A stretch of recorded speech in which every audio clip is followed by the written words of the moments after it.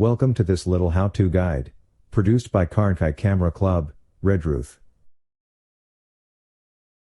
Karnkai Camera Club, the friendly camera club, meets at the Karnkai Community Institute every Wednesday at 7 o'clock. New members always welcome. I thought I'd just put together a little video about some of the portrait editing techniques from Wednesday. Let's start with cropping, and let's start with this image here. So currently it's in Lightroom. I like to work in Photoshop for most things. So if I right click and edit in Photoshop, it will load that image into Photoshop, and there we have it. And if I go to the cropping tool, I can crop this image to get a better image out of the image as it was in camera. There are various options available to me for cropping. One that I use quite often is this original ratio option, which keeps the image height and width the same as when shot. There are other options that you might want to set up. There are some other options which are listed here, or you can make up your own. So for example, if you're regularly printing stuff at A4 and you want to crop to A4, there's nothing to stop you setting up a resolution which is A4 size. So you can set this to 210 millimeters by 297 millimeters, and you can specify the pixel size or pixel density if you want. So I'll put in there 300, which is a good print density, and you can see there that we've got this option here. I can save this if I click down on the little button here. We have the option here for a new crop preset, so I can click on there and say that this is A4, and then from then on it appears in my drop down list. There it is. So I can re-crop this image. I might want to put the girl on the third, for example, so I can maneuver the crop and put the girl on the third. Equally, I suppose I could rotate it, still maintaining the A4 options, and maybe put the girl on that third there. It really depends what the intent of the image is. I've cropped it here to A4 because my intention is to print it out. If I was cropping it for a magazine, then I might want to change this and instead choose the 8.5 by 11 at 300 dpi, which is the size that most magazines require.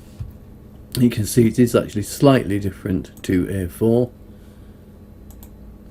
but it's not significantly different. Anyway, you can arrange the crop as you want, and then obviously when you're happy with the crop, you can click on the little option there to accept it, and there you have a cropped image. When you save that from Photoshop, I'll just close it. I'll say, do I want to save it? I'll say yes.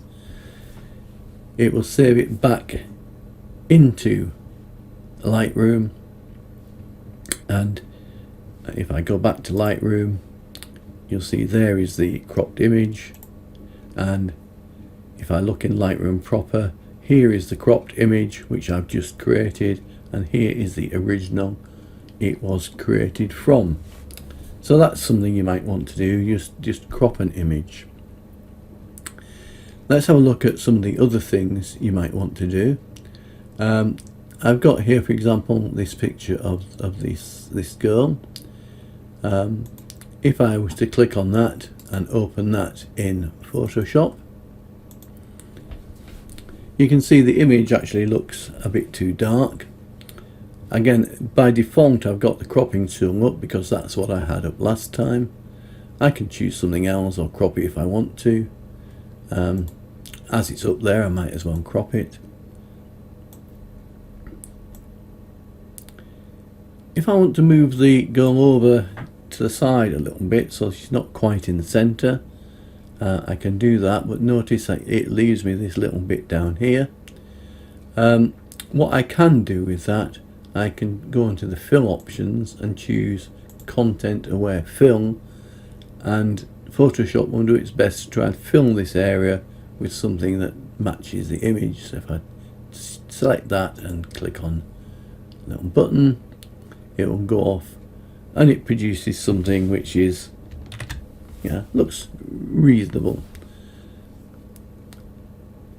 Now looking at this image, if you look at the histogram up here, we can see that the image is a little bit dark, so I might want to lighten that image. Probably the best way to do that is to use the camera raw filter, but before I do that I'll just make a new layer. So I'll click on here and duplicate the layer, and then that way if I make a mistake I can easily just delete this layer and go back again. So having selected that layer, I can click on filter, camera raw filter. That brings up some various options, and what I can do there is just lift the exposure, watching the histogram at the top. So that's looking a much more balanced image now. You can judge it by eye to a degree, but use the histogram to confirm, because the what you see isn't always what you get. So that's looking a lot better than it was. Once I've done that, I can click OK, and that will get applied to the image. So that's just lightened the image up a little bit, and a little bit of cropping thrown in as well. If we take the girl's face there, it is a little bit dark maybe under the hat. So one of the things that you might want to do is just to lift the exposure under the hat a little bit, and I can use the camera raw filter for that again. So I can go to filter, camera raw filter, and what I'll do this time is I'll choose the masking tool and choose a brush,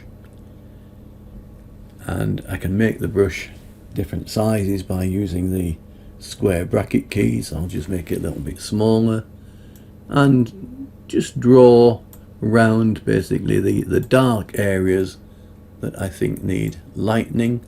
So basically the eyes and that side of the face there that's in shadow, and then I can go to the exposure slider and just raise that maybe a little bit, and maybe while I'm here just create a new mask, a new brush, and just select the rest of the face as well, or the whole of the face, and just lift the whole of the face just very slightly, maybe 0.2 or 0.25 of a stop, just to emphasize the face a little bit more. So if I choose OK there, that will just lift the face a little bit more. And if we compare that now to what we had, you see that's looking an awful lot better. One thing that I have noticed when I've done that, because I've lifted the exposure, I've noted that the horizon isn't quite straight. Here's the horizon. You can either live with that or you can exaggerate it, but if you want to make sure it's level, again you can use the cropping tool, and if you move the little arrow on the cropping tool to just outside the cropping tool, you get this double-headed arrow, and you can twist that and just twist it to make the horizon horizontal. If you want, you can press Ctrl' and that gives you little grid lines which help you line it up even more. You can also use the straighten tool if you want, so you can click on that and basically just draw a line across where you want the horizon to be, and it will arrange your photo along that line,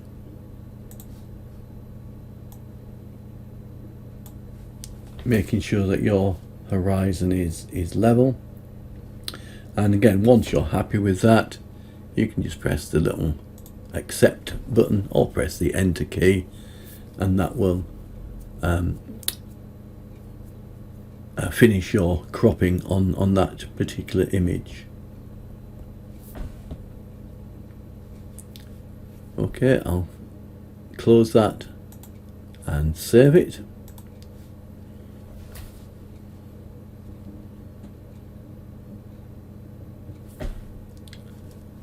And if we're going back into Lightroom, you'll see that now there in Lightroom now we have the edited image alongside the original.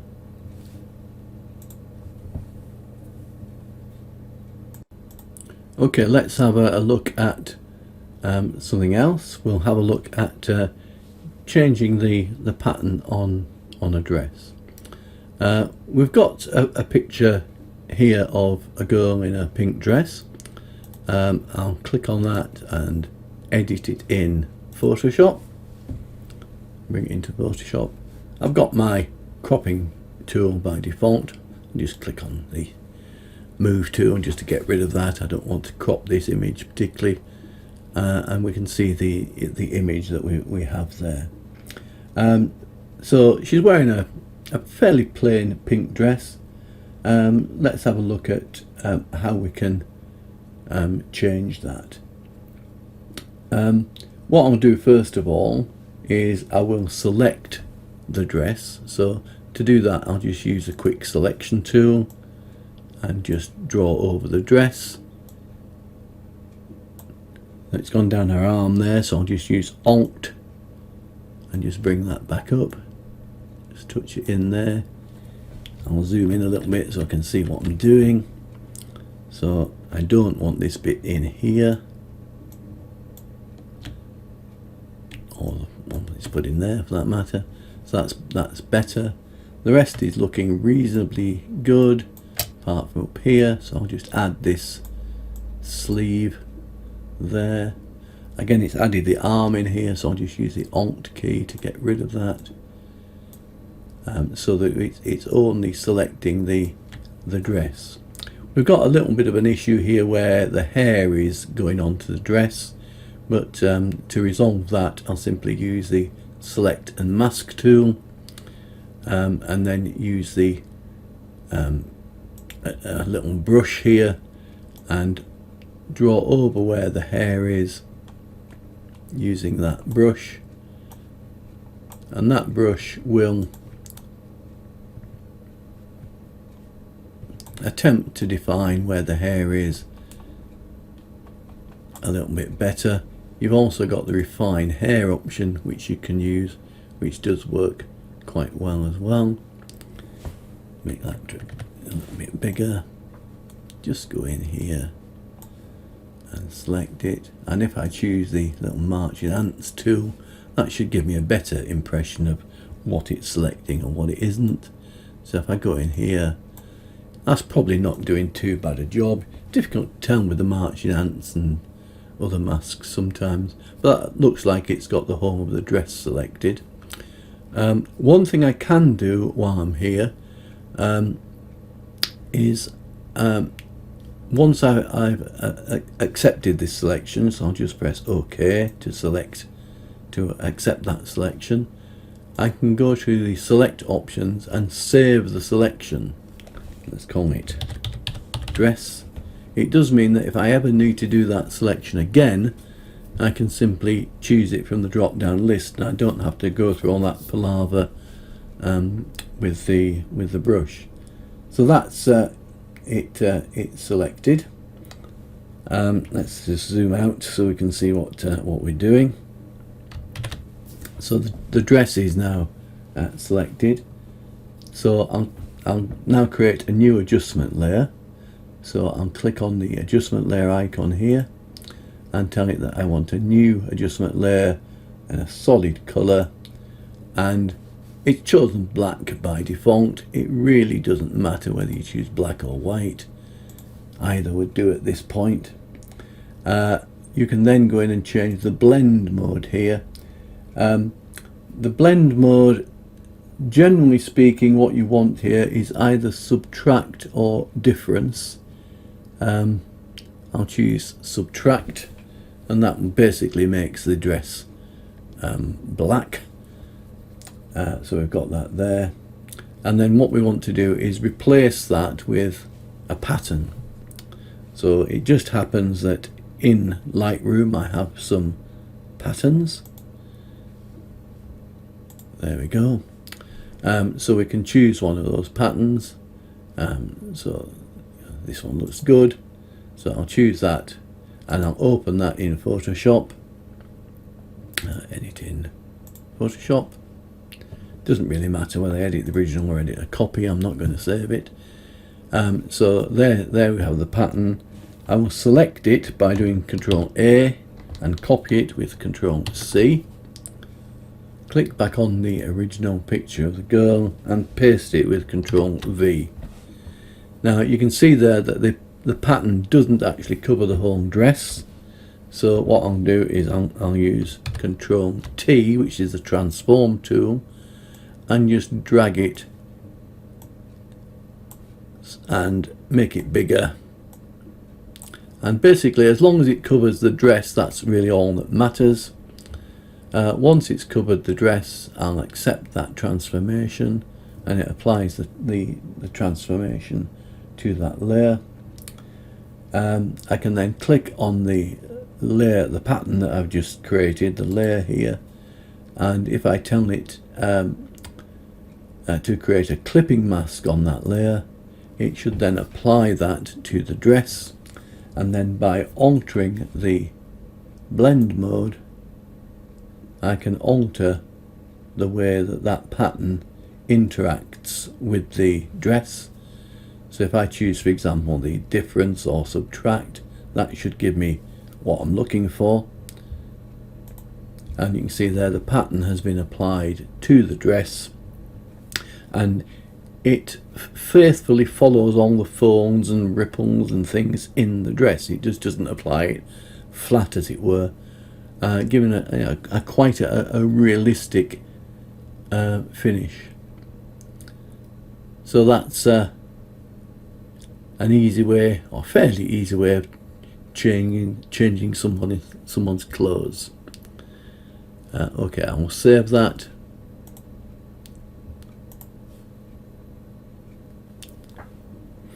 And it will save that, and when I go back into Lightroom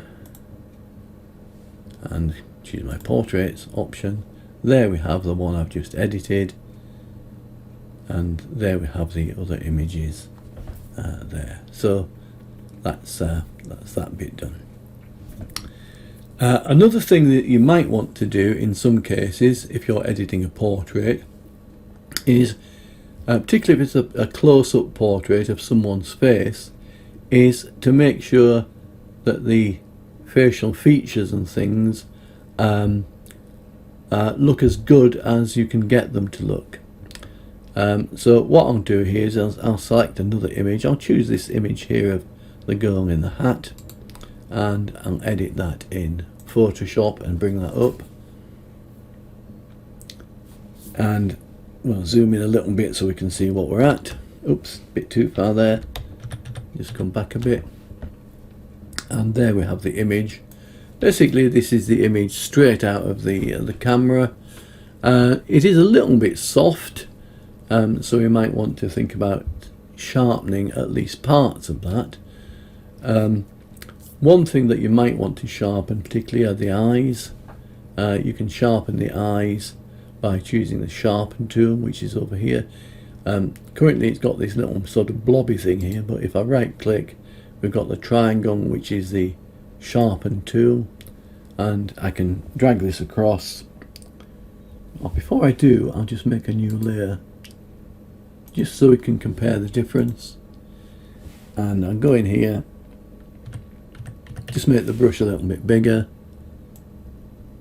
and then just draw around the eye, draw around the other eye, and maybe the mouth as well, and just sharpen up those a bit. the effect is barely perceptible, but if I switch that layer on and off, you can just about see the difference. It just makes the eyes pop that little bit, which they weren't doing before. Within the newer versions of Photoshop, you also have some other tools to help you manipulate portraits. If you go into Filter and Neural Filters, within the Neural Filters option, there is Smart Portrait and Skin Smoothing, which you can use to your effect. Skin Smoothing does what it says on the tin. If I click on that, it says I've got to download it first, as I've not downloaded it on this machine, and it downloads that from Adobe, and it applies some skin smoothing. It basically gets rid of any sort of serious blemishes and such like on the skin. You have got some options here: how much you want to blur the skin, how much you want to apply the smoothing. I wouldn't go too far with these, or you can make the image look a bit sort of plasticky, but you've got that option there. You've also got a Smart Portrait option, which again I'll need to quickly download, which lets you, as it says, creatively adjust portraits. Be careful how you use this. You can take quite a nice image and ruin it completely, but you have in here, for example, options to make the person look happier. Busy applying that. Takes a little while because it's actually processing it on the internet. As you can see here, it says it's processing this in the cloud, and it's taken a little while to do that. The first time you do it, it can take quite a while, but you can see what it's done. It's basically broadened her smile. It's even added teeth. Perhaps I went a bit far with it. Let's back that off a little bit. Yeah, it's up to you. You can obviously alter hair thickness and eye direction. That's quite a nice one. So you can make the eyes look in slightly different directions if you want. Maybe not. But you've got all sorts of things you can play with there. You know, expressions of surprise and anger, or you can tilt the head in different directions, and all sorts of things, to play with to really mess up a nice image. I'm going to cancel that and not apply those changes that I made, and go back to how it was. But it's worth seeing those, I think, and you can decide whether you want to use them or not. I will just save that image,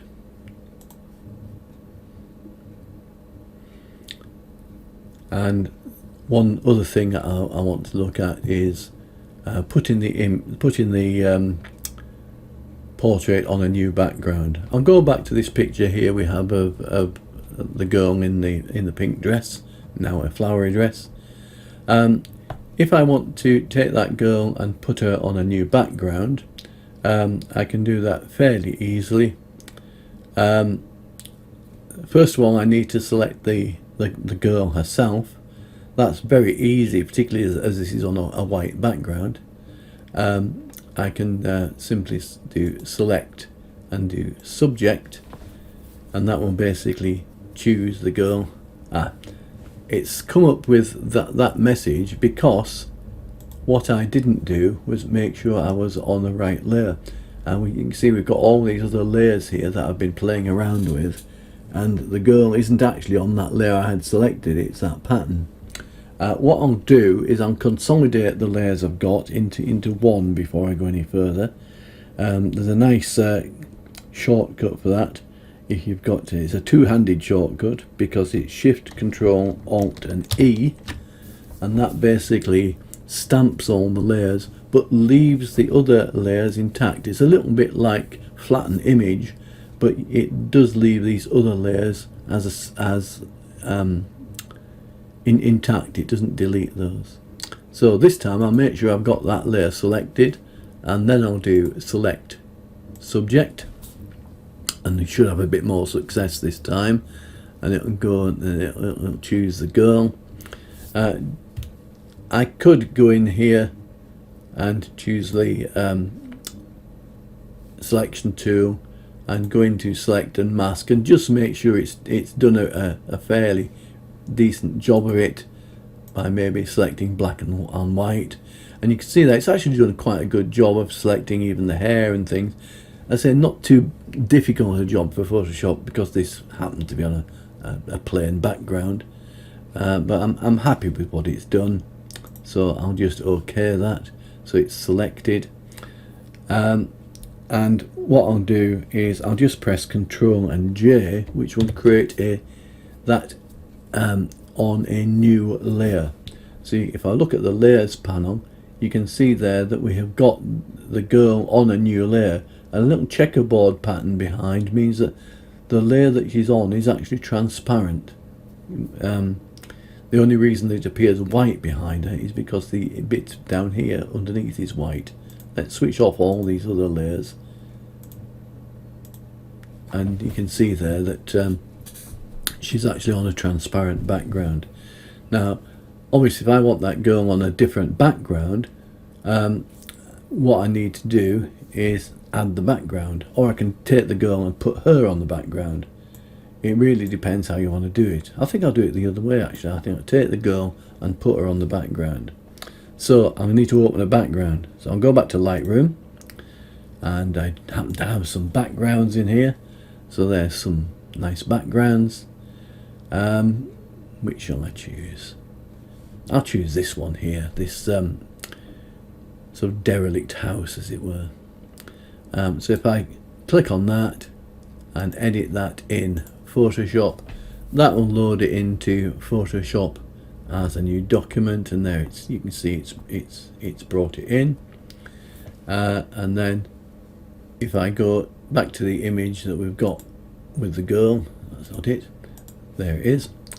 I'll select that. I'll just do Control A and Control C to select the entire layer, go back to my background and paste it with Control V. And you can see the size doesn't match. The girl is much smaller than she needs to be for the background. But a quick Control T to add a transform, and I can make her a bit bigger.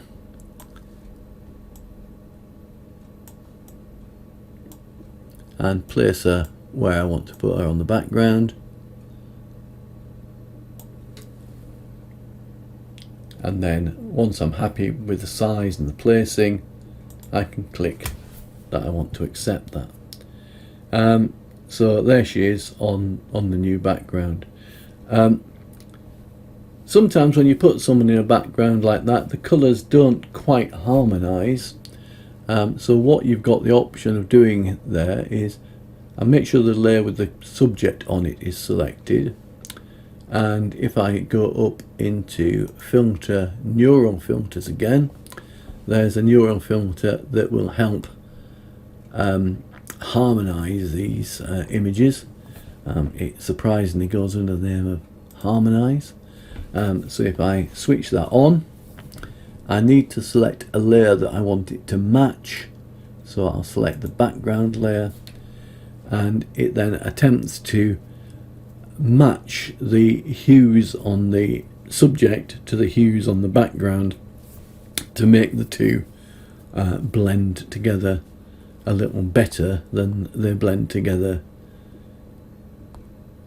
without this filter. It's still thinking about it, and there we have it. It's blended those in a way it thinks harmonizes the colors better.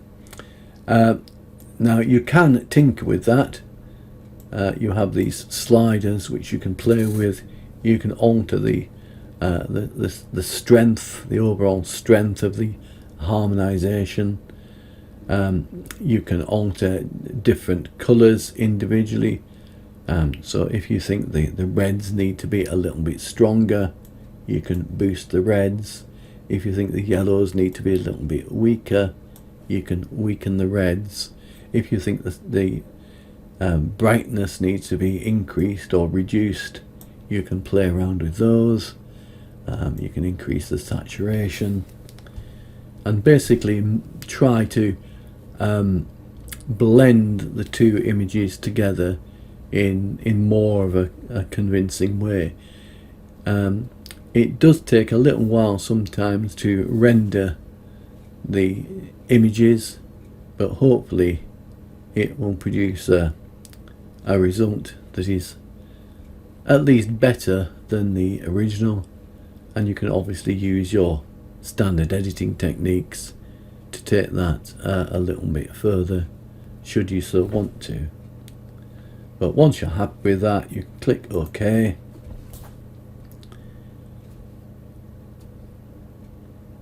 And hopefully it will apply those changes. And I can deselect the person now by just doing Control D, and there we have the image as Photoshop likes it to be. So that's just another technique to bear in mind. Okay, I'll just save that. I'll close and save it.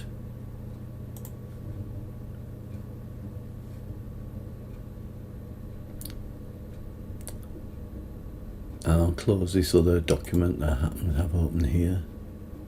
I won't bother to save that. Okay, the final thing that I wanted to have a look at was merging some layers together to produce the levitation image that we looked at the other week when we shot with Brooke up at South Wheel Francis. If I go back to Lightroom, I have here two images which I shot that night. One is just the background with nothing in it, and then if I bring it up, you can see that it's basically just the buildings, and then next to that we have the image of Brooke laid on the table with the image behind. The camera's on a tripod, so the camera hasn't moved between the shots. All we did was move the table in and move Brooke in and lie her on the table and get her to adopt a pose, and that's what we have. Now the idea, of course, is to remove the table so it appears as though Brooke is floating in midair. So to do that, I need to bring both of these images into Photoshop. So there are different ways of doing this, but what I'll do here is I'll select both images, right click, edit in, and down at the bottom here we have open as layers in Photoshop. That will basically bring the images in and put both of the images in Photoshop so that we're ready to edit. Now you can see in doing that we've got the image with two layers. The top one is the layer which has got the background. The bottom layer has got Brooke on the table in it. They're actually the wrong way round, so I need to swap those. So I'll just click on the bottom one and drag it up so that we have Brooke on the table. Okay, so I've dragged the image of Brooke up onto the top layer, and now I want to remove the table. Because both of these images were taken with the camera on a tripod and didn't move, the layers are pretty well aligned. If they weren't aligned, or maybe I'd had to have it handheld, then it is possible to just click on both layers, go to the edit options, and one of the options you've got in there is auto align layers, which you can use to line up the layers if there is a slight movement between the two images. But I should be okay here, so I'll leave it as it is. And what I want to do then is remove bits of the table. or remove the home of the table. So I'll just zoom in a bit so we can see what we're doing. Move that up, and what I'm going to do, I'm going to select the top layer and create a mask using the Add Mask tool, and as you can see, that creates an empty mask. The mask is currently white, which basically means it has no effect whatsoever. In order for that mask to have some effect, I've got to put some black bits on it, and where I put black bits on it, it will hide bits of the foreground and allow bits of the background to come through. If I look at my brush colours here, they are black and white. If they're not black and white, by the way, you can just press D and that will make them the default colours, which is white foreground, black background, and pressing X flicks between black and white, so your foreground is white and your background is black, and vice versa. In this case I want a black brush, so I need to make sure that that top one is black, and I need to choose my brush and make sure it's a reasonable size. Use the square bracket keys to change the size, and make sure the mask is selected. I don't want the image selected, I need to be writing on the mask. And then what I need to do is simply paint on the mask with black where I want the background to come through. Now currently I've got my brush set at an opacity of 78. I might as well put that up to 100. That will make masking a little bit faster, and basically the process is to go through here and get rid of the table. Now if you make a mistake and you erase something you shouldn't, like that, all is not lost, because this is a mask. All you need to do is to change the colour of the brush to white, which you can do by pressing X, and paint it back.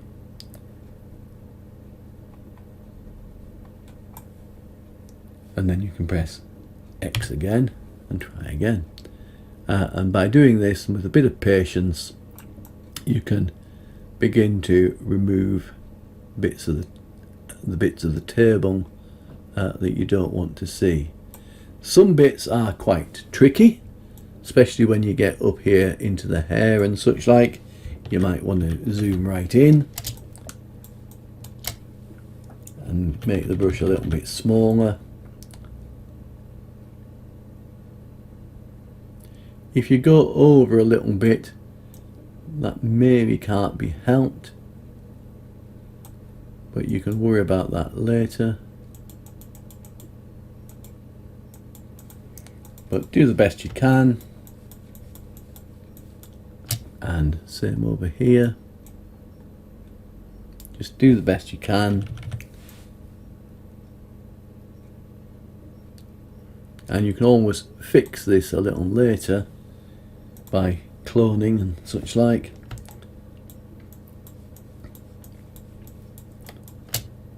So you get the general idea. You can remove the table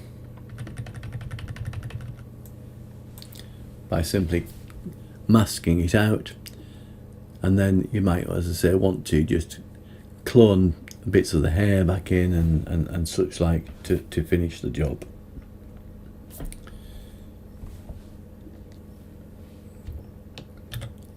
Having done that, you might want to use your Shift Control Alt E to create your new layer, and then you can do your cloning on this layer here. So you can choose the clone tool,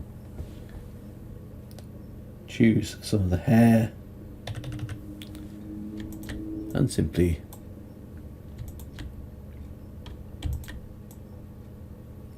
put it in there. Make my opacity a bit high.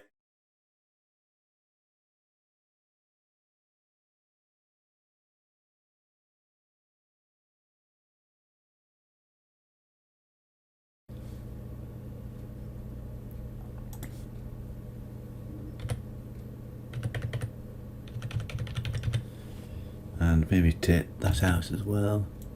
So just use the cloning tool just to tidy up a few things.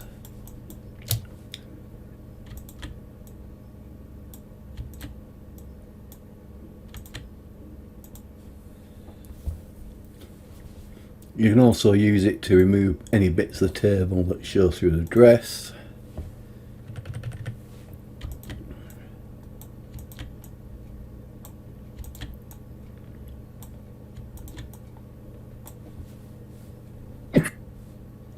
So having cloned out any bits you don't want, you can then come back to your other image or original image.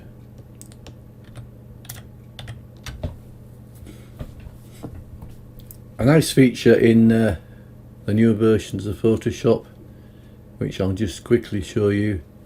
If I use the selection tool and just draw in a rectangle, if I right click in the rectangle and choose generative fill and type in there, for example, white balloon,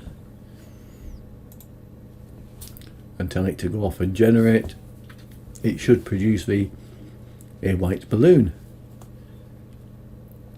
It uses AI to try and work out what it is I'm trying to do, and will make some suggestions about things which might fit with what I'm doing.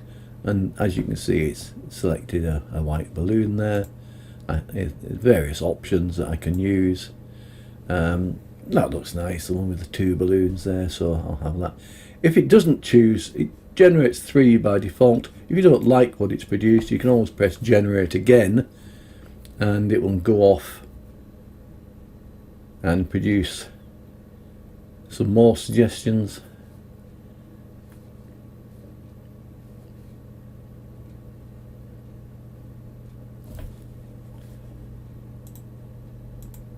Not a big variation in this case, but I'll stick with those 2 balloons I had. So we've got some balloons lifting her up there. I suppose we should have some here as well. So let's add some white balloons in there as well.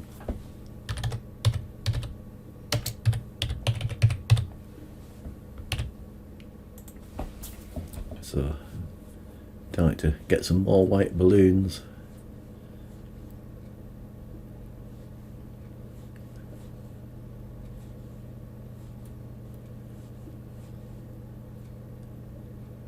And there we go, it's added some more white balloons.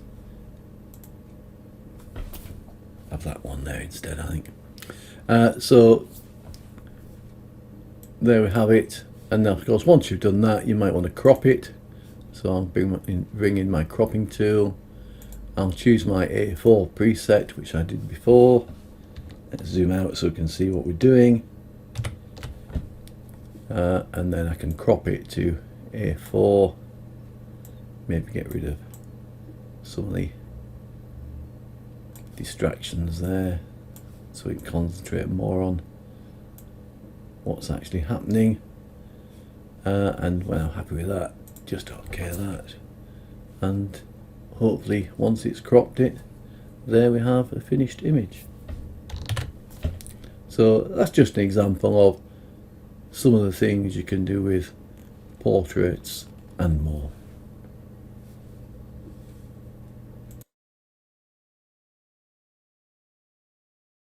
That concludes this little guide, produced by Karnkai Camera Club, Redruth. We hope you found it useful. If there are any other topics you'd like us to cover, then we're open to suggestions. Please get in touch via our website, karnkaicameraclub.co.uk, or via our Facebook page. Finally, don't forget that Karnkai Camera Club, the friendly camera club, meets every Wednesday at 7 o'clock, in the Karnkai Institute Redruth. New members always welcome.